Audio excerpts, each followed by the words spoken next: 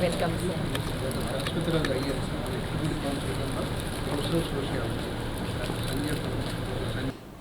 Uday Kumar, please come. He is from Center for Mahayana Buddhist Studies. Professor of Buddhist. Only Mahayana Buddhist. Yes. Only Mahayana. This university is named after. Nagarjuna.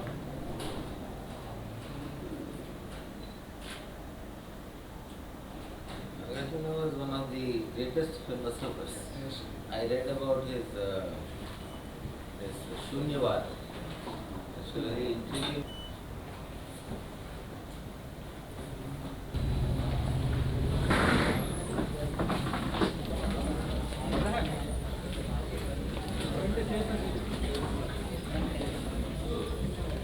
Our administration under the stewardship of Professor. This round of applause is the emblem of constitutional values, is the beacon of progressive change through bureaucracy.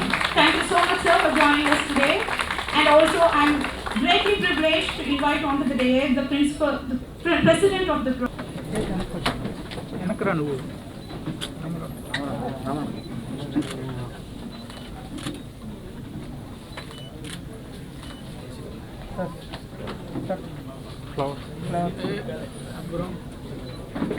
Sir, plate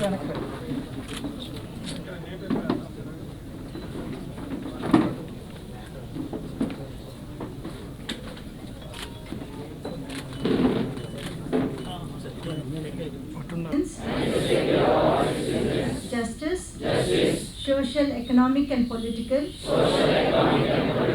liberty of thought, expression, belief, faith and worship, equality of status and of opportunity, and to promote among them all of the nation. In our Constituent Assembly, this 26th day of November, Mr. Sisodia is also an animal lover and has pet dogs of different breeds, besides the turtles, fish, ducks, hen, and the frogs, which he calls them as his good friends. A man of strong will, determination, integrity, a heart of compassion and humanity. Sir, it is indeed a pleasure to have such a multifaceted personality amidst us, and we look forward to hearing you on this occasion. Thank you.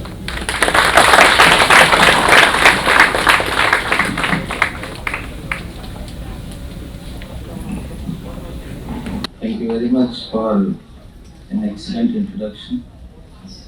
Professor Rajshekhar, Vice Chancellor, Acharya Nagarjuna University.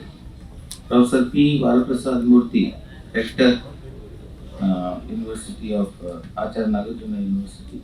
Professor Y. Ashok Kumar, Chair Professor, Center for B.R. Ambedkar Chair.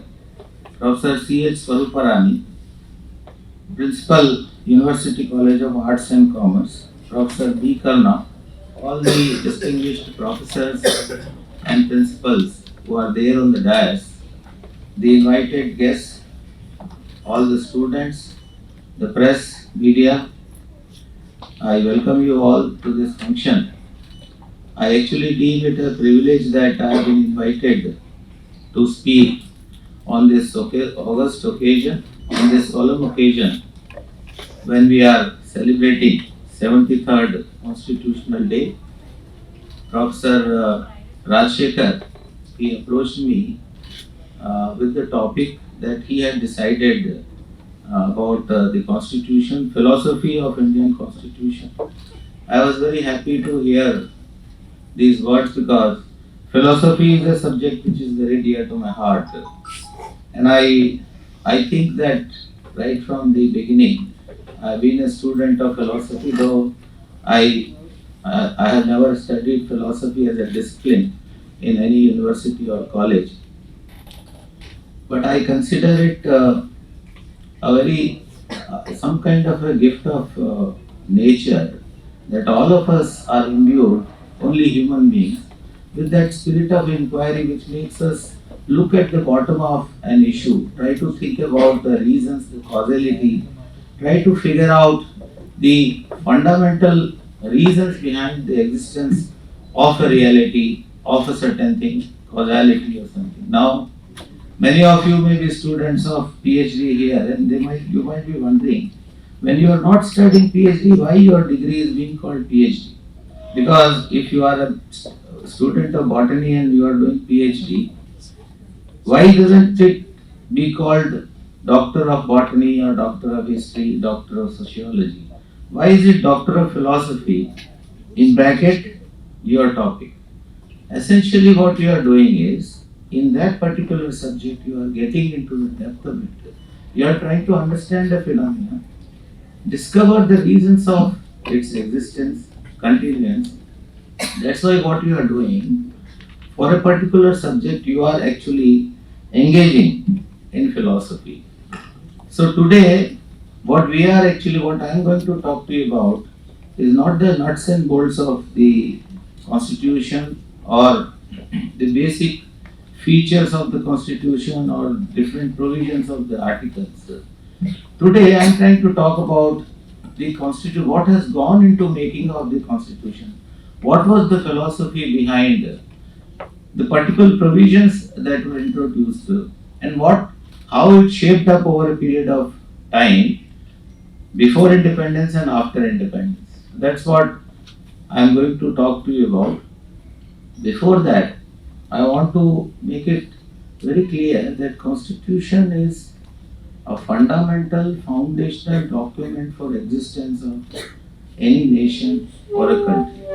Constitution, as the word is understood, it basically means putting together, constituting something, putting different parts. Aristotle was the first philosopher who started using this word constitution. What he meant was not the way we understand constitution. What he was talking about, how different organs of a governance or a society should be pieced together. What kind of departments or what kind of things should be there, what kind of democracy should be there.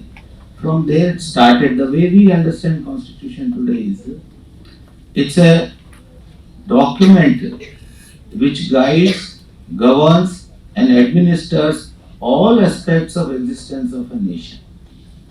That's the way we are talking about constitution. All of us who are in this hall today were born after independence and after constitution came into being.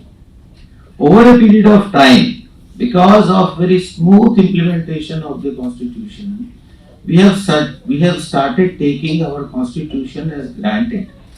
Anyone now in this audience, if you get impacted negatively by anything, the first thing comes to your mind, oh, it is our right. How can this person not comply with my request? It is my right to obtain, let's say, a passport. It's my right to go on the road the way I feel like. Who is this constable stopping me and asking for a breath? We have taken constitution for granted. We don't understand what has gone into making of that constitution. We don't understand that if it was not there, what would have happened. In order to emphasize this point, I will give you an example. An example is that of our brother, Pakistan. We two nations got independence at the same time. There was a single constituent assembly which was bifurcated.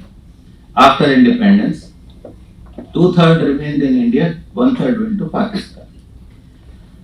Pakistan was more or less on the same footing when we gained independence. Of course, partition wounds were there on the body of India, on the body of Pakistan. Lot of people migrated from here to Pakistan. Now, Pakistan's constitutional history is like this. The first constitution, which was drafted by their Constituent Assembly, came into being in 1956. That was 9 years after they gained independence. That means till 9 years, Pakistan continued as dominion of British Empire. The Queen was the British Queen was the Empress. The foreign policy, the external security of the country was controlled by Britain. After 9 years, the first constitution came into being. It was abrogated in 19 58, just 2 years later, army took over, the constitution was abrogated. Again, there was no constitution till 1962, when the second constitution came into being. Till then, there was no parliament in Pakistan. It was again a constituent assembly. That 62 constitution was again abrogated in 1968, kept in abeyance in 1972 annually. In 1973, the third constitution came into being in Pakistan, and that constitution was created by an elected parliament. That was again kept in abeyance in 1979. Until 1985, there was no constitution. Constitution was in abeyance. In 1985, the constitution was revived. And then it went through so many amendments.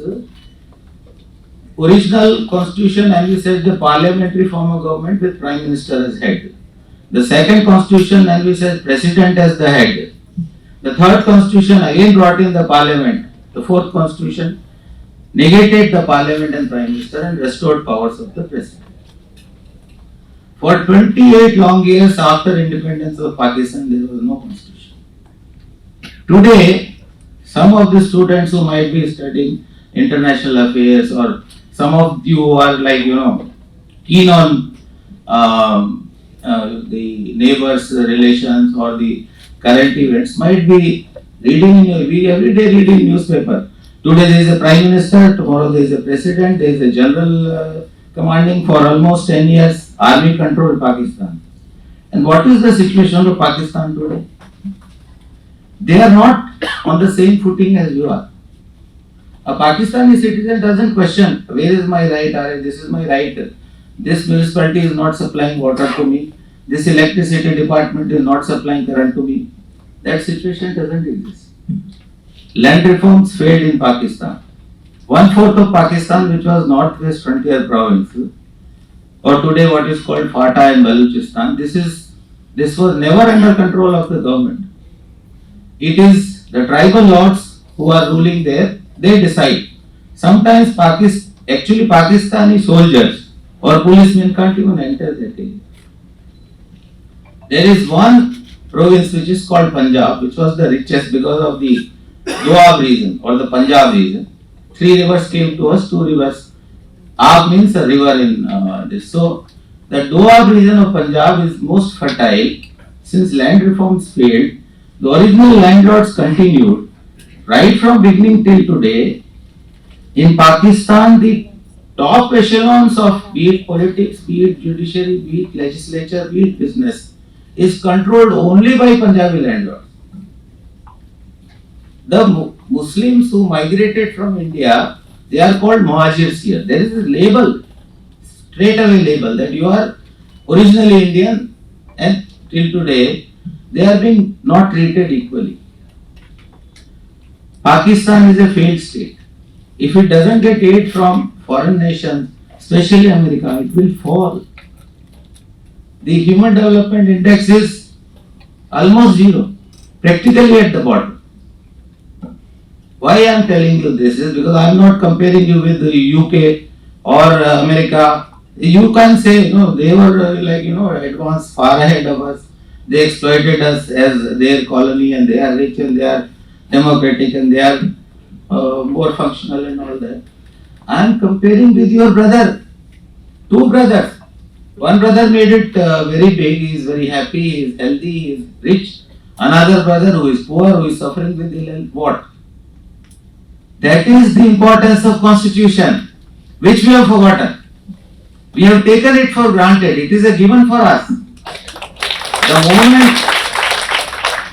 The day we understand, this is the day we must remind. Why do we celebrate days like this? If you don't, maybe your children or children of your children will actually forget. Was there any Independence Day at all? Was there any constitution? Because it is such a well-oiled, smooth machinery which is running in India, that we simply have taken it as a given. Yes, there is a constitution. Yes, there is a court. If something happens to me, I will go to court. I will haul you in the court. If somebody, suppose the university register doesn't give you a degree, what will you do? I will go to Vice Chancellor. Vice Chancellor, I will go to court. Who are you to do? If nothing, Writ jurisdiction of High Court is always available to every citizen who goes. Now that is the difference. And see where we are today. We are the third largest economy in the world in terms of purchasing power parity. In a short while, we will become the second most powerful economy on the face of this earth. We are a vibrant democracy. We are the largest democracy. Today, Indians are going and ruling the best of the multinational corporations, the billionaires. They are Indians. Today, ironically, as if the history has taken a full circle, a person of Indian origin is the Prime Minister. What great achievement! What could be the greatest achievement? And where from has it come? Tell me the source of this. Source is the Constitution. That is the way we must understand Constitution. That is the importance we must attach to the Constitution. The day we do, it is like more than gods and goddesses, more than anything else. You may pray to a god and he may give you bounty, he may not give you, but Constitution certainly has guaranteed you rights and you will certainly get it. That's the difference. Dr. Ambedkar had once remarked, the Constitution is as bad or as good as the people who make it or people who work it. People who work the Constitution. If you are bad, Constitution is bad. He remarked that if the people who are working Constitution are bad, Constitution is bad. Maybe it was only his humbleness, because what I understand, if the Constitution is bad, then whether people are good or bad, you will end up suffering. A nice Constitution was put in place, which has stood the test of the time, despite all the criticism. There are a few criticisms which are there, which I'll come to later, but essentially, our Constitution, there are certain fundamental philosophies behind it. Sarvadharma Sambhav, Vasudhaiva Kutumbakam, Satyameva Jayate,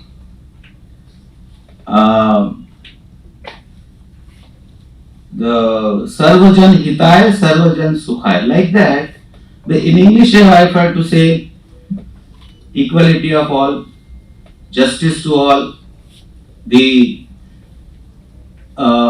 respect to all religions, protecting the poor, non-violence. All these are essential attributes or features which have come from different philosophies which emanated from Mahatma Gandhi, Dr. B.R. Ambedkar, Dr. Rajendra Prasad and others. Why Dr. Ambedkar is called the architect or the father of the Constitution is because of the fact that the Constitution Drafting Committee was constituted on 29th of August, and they were asked, it was a 8-member committee, the Constitution Drafting Committee. Dr. B.R. Ambedkar was the chairman, and there were 7 other members. And they were asked to draft a constitution, place it before the Constituent Assembly. Constituent Assembly was supposed to look at it, go through the provisions, make amendments, and finally adopt. On 4th of November 1947, 4th of November 1947, he submitted draft to the Constituent Assembly. It just took 2 months and few more days. It's a constitution which is the largest written constitution in the world. It is the constitution which is called a living document because, like a living organism, it keeps responding to the different needs of the time, the different challenges that the constitution keeps responding like a live organism. This draft also, though there was a committee, it seems Dr. Prashmachari, who was one of the members, he said in one of the statements that one person of the Constituent Assembly died and he was not replaced. Another member of the Constituent Assembly migrated to America and never returned. The 3 members of the Constituent Assembly were also members of the provincial assemblies who hardly had any time. So it was left, it was purely on the shoulders of Dr. Ambedkar to draft such a huge constitution with all its, nuances and submit it. The Constituent Assembly took 165 days to deliberate on the provision. Almost 2,400 amendments were carried out. If you really look at the Constituent Assembly debates which are available on the Parliament of India website, you will be wonderstruck. The amount of depth, the amount of insight, the kind of homework they used to do on an issue of contention. There used to be debates, unending debates. Eventually, some formula was arrived at and it was done. It will be worthwhile because whenever there is an issue on which you don't find the PhD students or you don't find material, if it is pertaining to constitutional law, governance, administration, public administration, even sociology or few other subjects, you will find some of the debates not only interesting, very insightful and informative. Eventually, Constitution was adopted by the Constituent Assembly on tomorrow's day, 1949, and then it came into effect. Then India ceased to be a dominion and became an independent nation. Now, why there are certain people who say that this constitution is nothing but an assembly of different things taken from, it's actually called a bag of borrowing because you have taken best of the features of all the constitution, you put together this and that. This is not like that. There is no harm in taking good provisions, the best practices from somewhere which already exists. There is no harm. After all, you are not trying here to write an exam and somebody says you are cheating or you are quoting someone without source. It's like if there is something good existing elsewhere, why not take it? So what we have done, parliamentary democracy, which we were actually even before independence, there were this after Government of India 1935 Act, there used to be provincial assemblies and some kind of self-rule was there. Part of the provisions came from 1935 Act. Some of the provisions like parliamentary democracy and the Prime Minister as head of the government, it came from Britain. Fundamental rights came from Bill of Rights of American Constitution.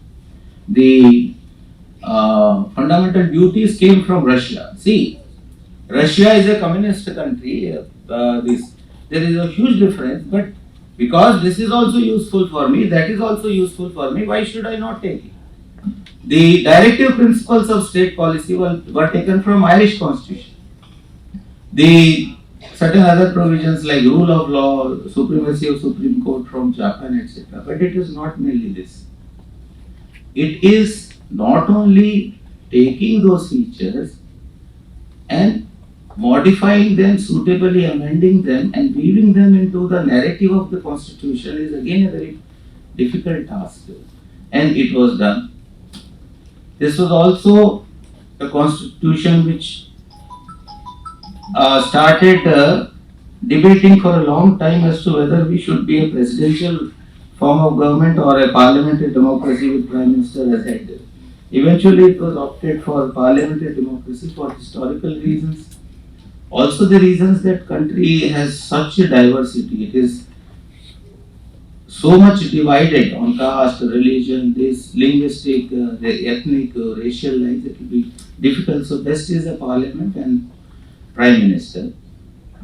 Whether we should be a federal government or a unitary government was another biggest question before the Constituent Assembly. There were historical reasons. While federalism was very much a part, the strong federal structure was taken from Canada. We remained unitary in nature. Article 1 says India is a union of states.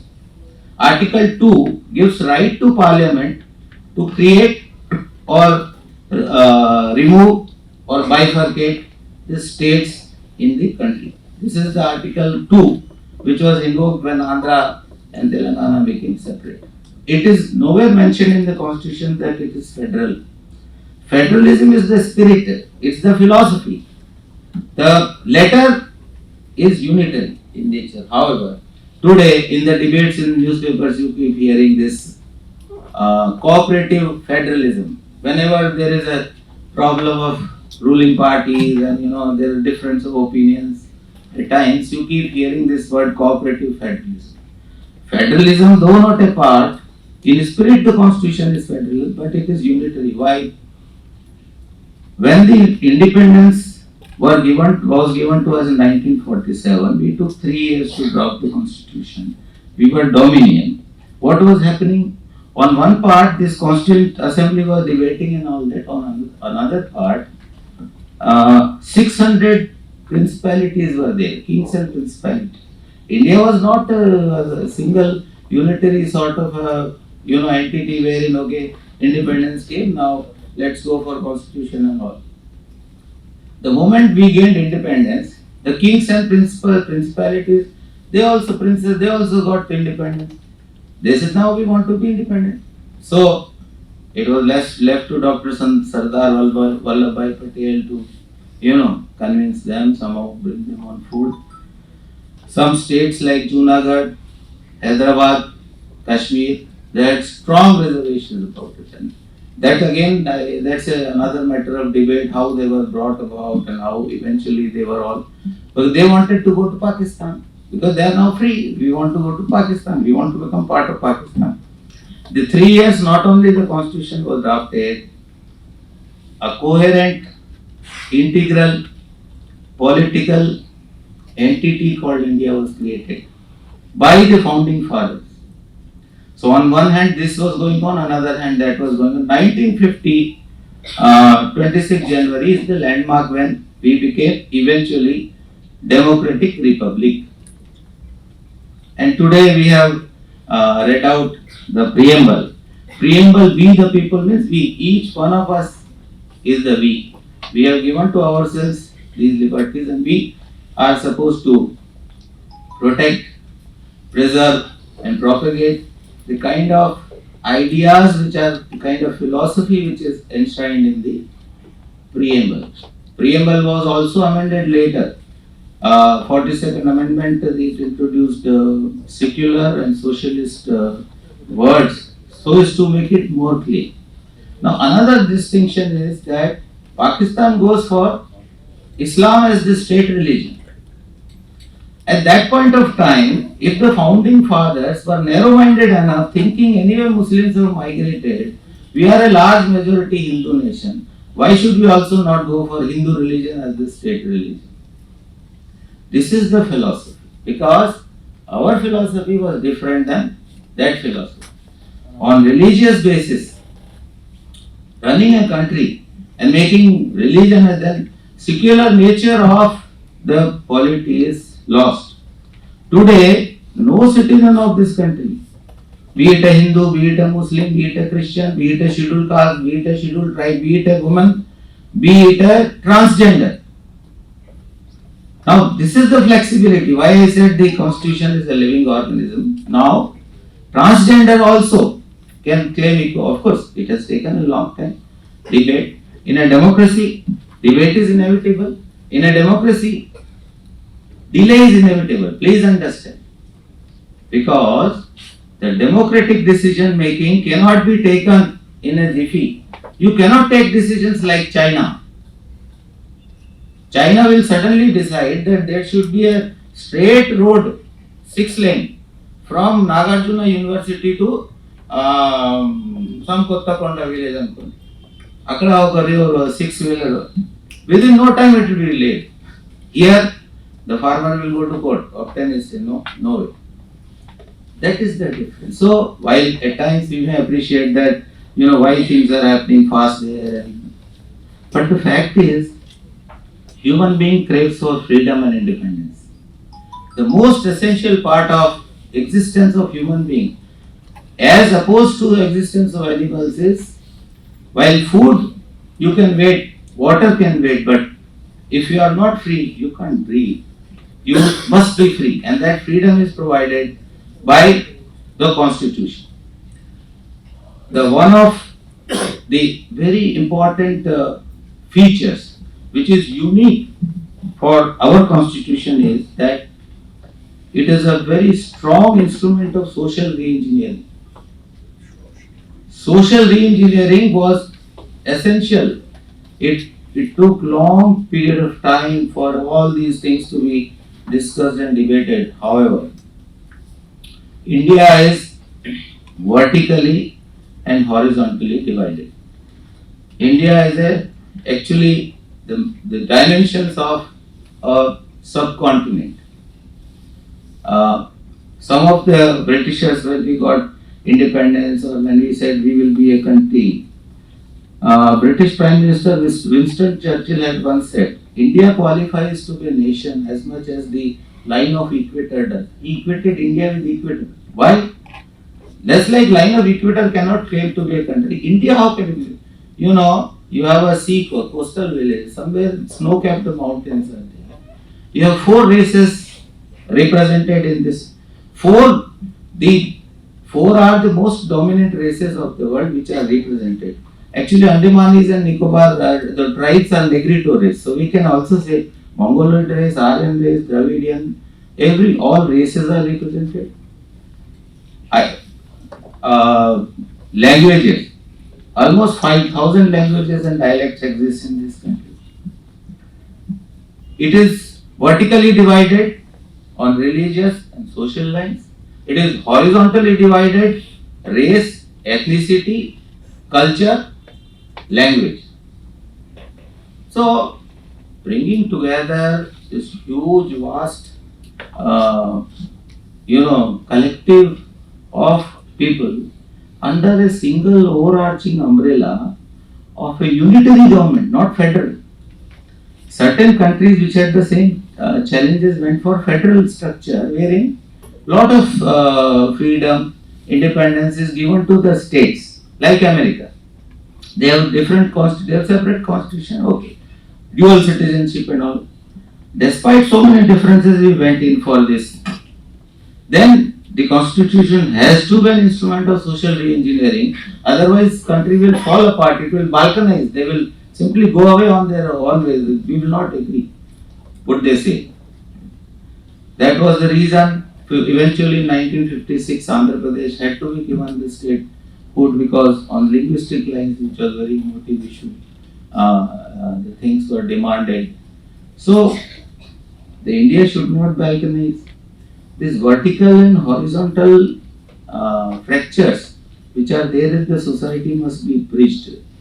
So there are so many articles which were introduced in the constitution. So because it's a vast subject and I can keep speaking on it, but first thing, Article 15, 16, 17, 19, 38, 39, 42, 48, 330, 335. These are the articles which are instruments of social change.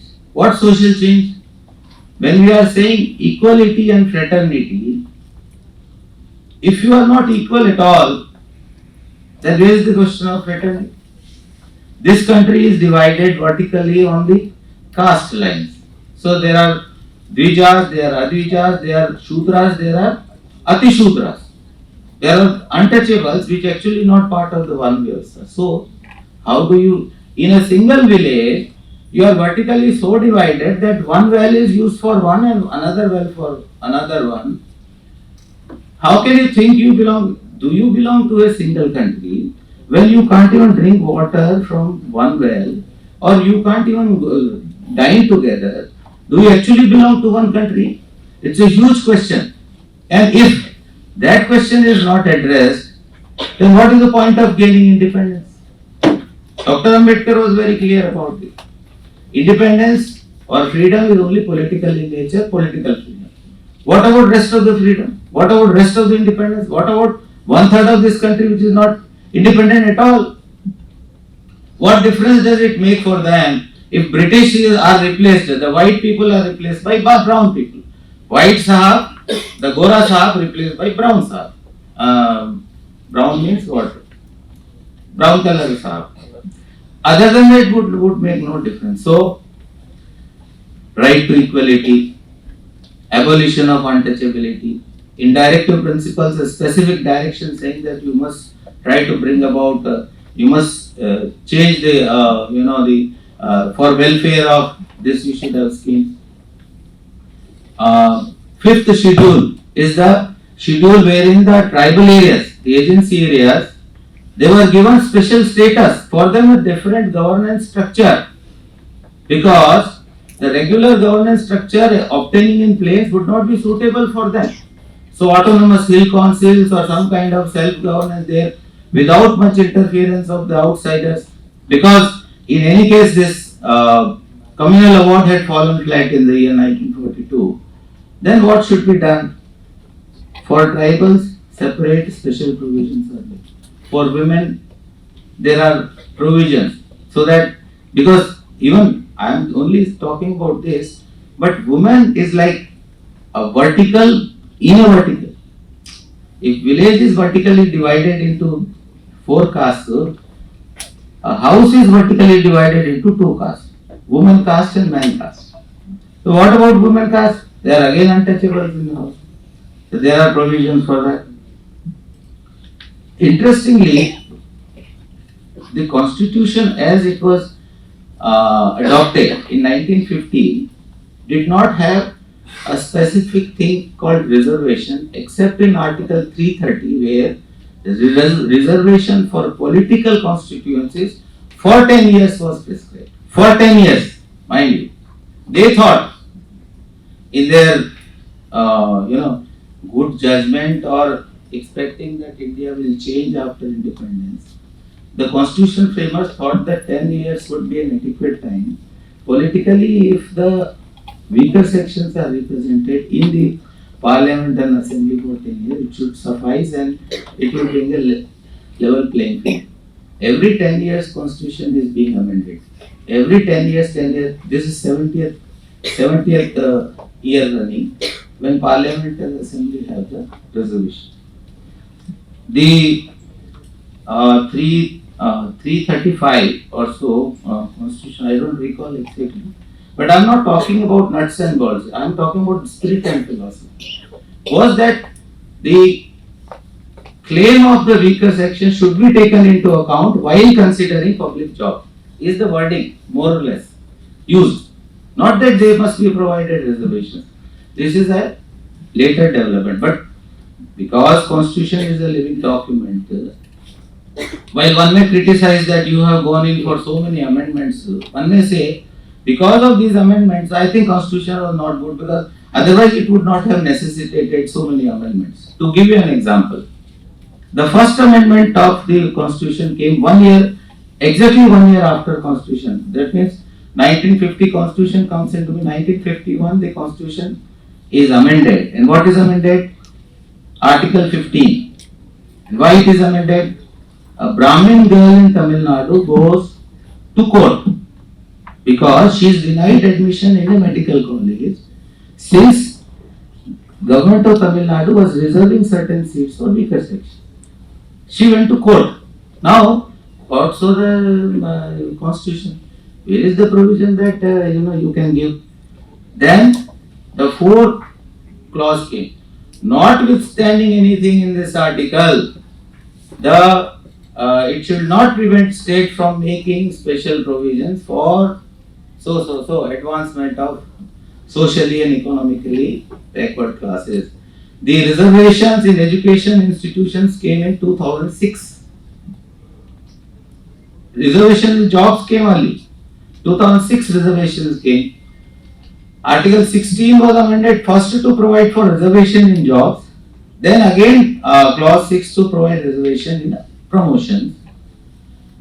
Article 103, which is now the raging debate all across the country, is, of course I am not going into the judgment, merits or demerits. 103 has introduced economically weaker sections 10% reservation. So, when you look at constitution, they actually responding to change the circumstances. On this particular amendment, there are differing opinions, because EWS excludes the ones which are covered in clause 5 or clause 4 or 5 of 15.4 or 16.5. It is excluding, which is, because if you say economically weaker section, then it should include all economy, but there is a raging debate and I don't want to go into Suffice it to say that Constitution has stood the test of time. It will stand the test of time. We are not going to go the Pakistan way. We will continue to flourish and we will continue to sort of develop. Challenges are there. Human Development Index, HDI, we are still very low. There is ignorance, there is illiteracy, there is poverty. Below poverty line, though it was when it was 60%, it has come down to 10% and all that. Slowly things will change.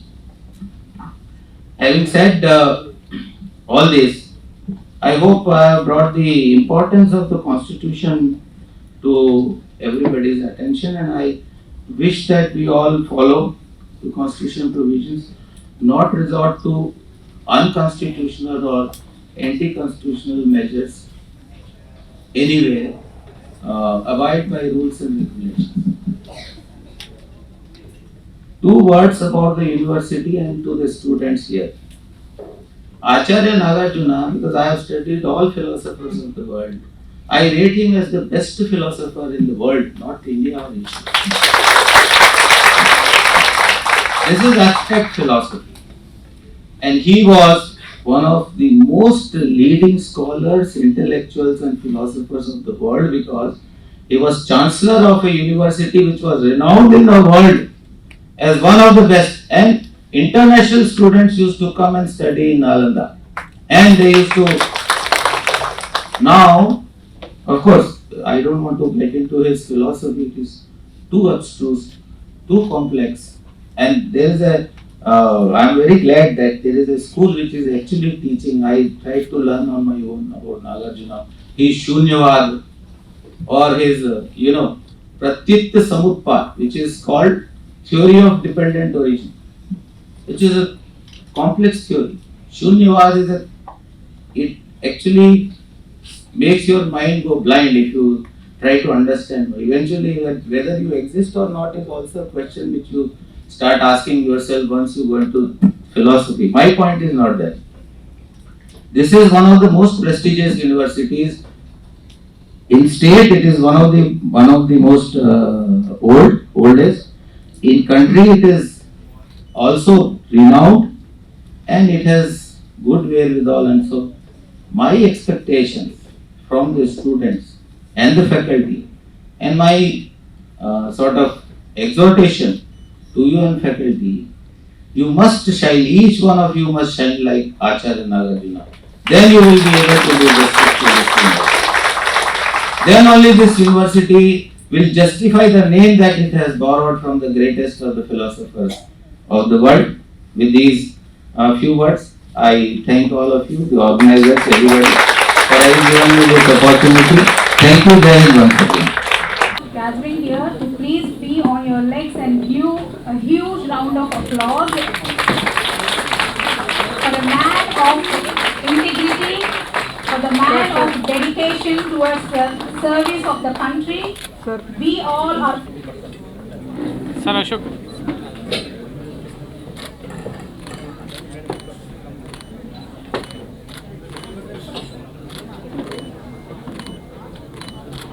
Goes to M. Pushpanjali, B.Tech, and N. Suvarna, B.Tech, Tripoli, G. William K., Department of Political Science. Then, quiz competition, the winners, G. Yamini, M. Vijaya, M.D. Nasifa, R. Nagalakshmi, K. Jeenat, Department of Aquaculture. Please come and collect your first prize in the quiz competition. Now, second prize in the quiz competition goes to the team from B.Tech ANU College of Engineering, Tirupati Rao, Madhu, Mohan Rao, Swami Nayak, Lakshman Rao. The second prize winners, please come and line up from the B.Tech ANU College of Engineering. Now, third prize in the quiz competition goes to the team from the Department of Statistics and other departments. The team constitutes A. Venkatesh, Ram Prasad, Koteshwarama, Asha Begum, Chandravamsi. I request the third prize winners from the quiz. I request you to please make it fast. Come. Okay.